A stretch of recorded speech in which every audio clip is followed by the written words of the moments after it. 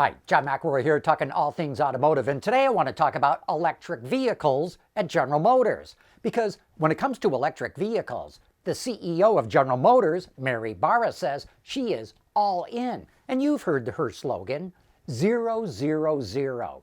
Zero emissions, zero crashes, and zero congestion. But let's focus on the first zero, zero emissions, because that means EVs.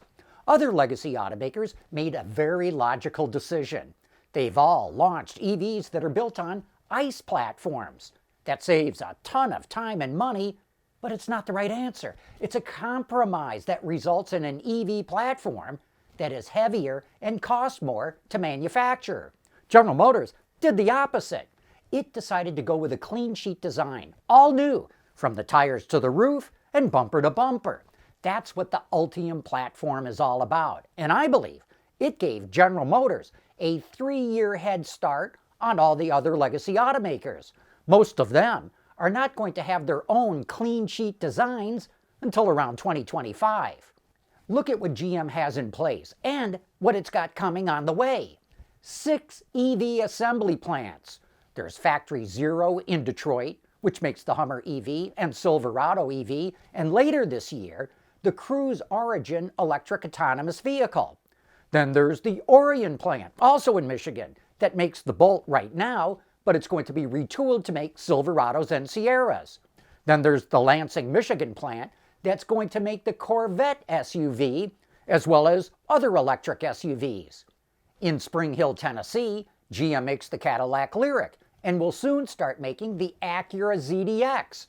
In Ramos Arizpe, Mexico, GM is going to make the Honda Prologue and other GM vehicles, but think about that, Acura and Honda. That should tell you how advanced GM's EV program is. Honda went to General Motors to have it make EVs for it. And the 6th assembly plant is Cami in Canada, where GM makes the BrightDrop electric vans. Then there's the battery plants, the one in Lordstown, Ohio. There's one in Lansing, Michigan, and Spring Hill, Tennessee. All that gives General Motors a huge advantage over its legacy competitors. But in the fourth quarter last year, over a 90-day period, GM only sold 86 Cadillac Lyriqs and only 72 Hummer EVs. And that is a disaster.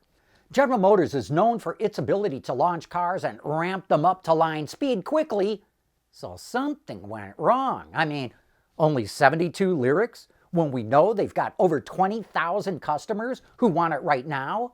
Only 86 Hummers when we know they have 90,000 orders for them? And Factory Zero was closed for the whole month of December. Something doesn't add up here.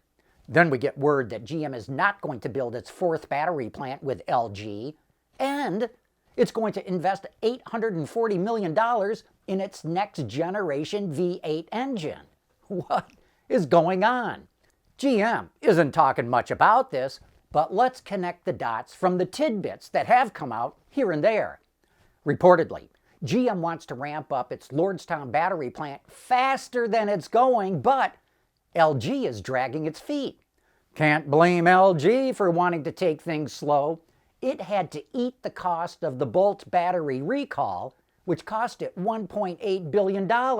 And LG doesn't want to see anything like that happen again, so it's going to be super cautious. Remember, it took Panasonic almost 5 years at the Gigafactory in Nevada for Tesla to go from bulldozing the dirt to getting up to full line speed. Everyone else building new battery plants will probably take the same time. Now, once they got a plant or two under their belt, they'll probably go faster, but not with the first one. Meanwhile, LG is building 2 other plants with GM, another one with Stellantis, another one with Honda, and maybe 2 more with the Hyundai Group. It's also building a cathode plant in Tennessee, and that's just what it's doing in the United States. So it might be getting nervous that it's trying to do too much all at once. Supposedly, GM is already talking to another battery supplier to build that 4th plant, which is going to get built in Indiana. But we don't know if that's going to happen or if GM just hit the pause button to see if EVs would really catch on like they thought they would.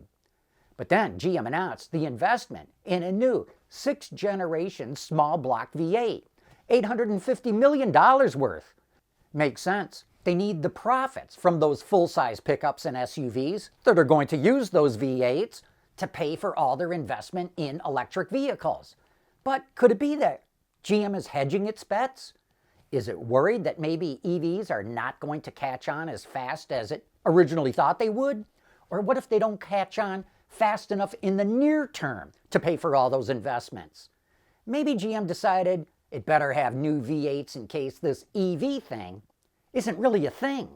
Look, sales of EVs are growing fast, but the numbers are still puny. Not enough for anyone other than Tesla to make decent profits. All I can say is this: GM better be able to crank up EV production in a big way this year. And I'm not talking Bolts, I'm talking Ultium EVs, because that's where the real investment is. I'm talking Silverado EV, Blazer, and Equinox, plus Lyriq and Hummer. Remember, Ford says it's going to have a run rate of the Lightning at 150,000 units a year by the third quarter. And if Ford is able to kick GM's ass in EV volume, it's going to be mighty embarrassing for Mary Barra. And 000 is going to start to take on a completely different meaning.